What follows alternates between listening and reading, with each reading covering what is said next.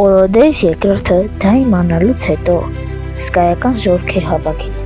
և շարժվեց դեպի Մակեդոնիայի զորքերի վրա։ Պարսիկները պարտվելուց հետո նահանջեցին։ Մակեդոնիայի զորքը և Ալեքսանդր Մակեդոնացին շարժվեցին Եգիպտոս, այնտեղ կառուցեցին Ալեքսանդրիա քաղաքը։ Նա պատրաստելուց հետո Մակեդոնիայի զորքերը շարժվեցին դեպի Պարսկաստան,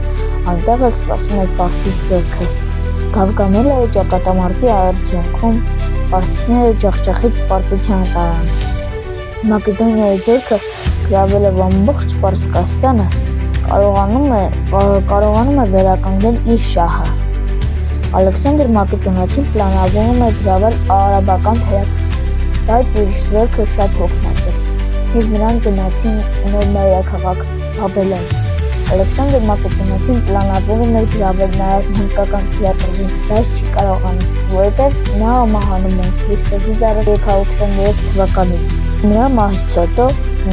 Մակեդոնիան բաժանվում է մասերի։ Եթե դուք ուզում եք այսպիսի վիդեոներ, ուրեմն բաժանորդագրվեք ալիքին այս աղմեր զանգակի վրա։